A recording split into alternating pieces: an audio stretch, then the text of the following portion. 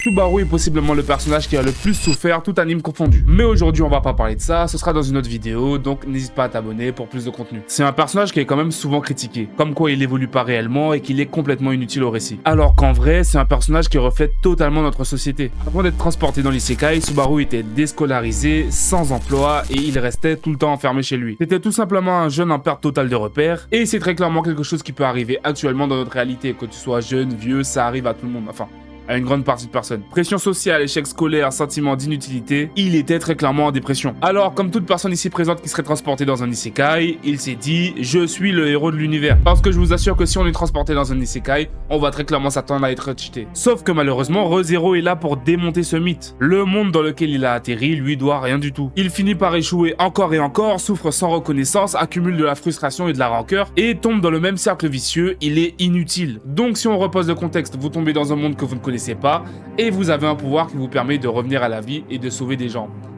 Si vous êtes comme lui, qu'est-ce que vous faites? Attention spoiler, parce qu'il y a énormément de personnes qui ont dit que Subaru faisait les mauvais choix et qu'il aurait dû tout simplement partir vivre avec Rem. Sauf que la chose que Subaru veut actuellement, c'est se rendre utile. Faire le clown, exagérer ses réactions ou même tout simplement faire des plaisanteries alors qu'il va mal, c'est fait pour faire semblant d'aller bien. Et c'est pour ça que j'affectionne particulièrement ce personnage, parce que c'est juste un humain.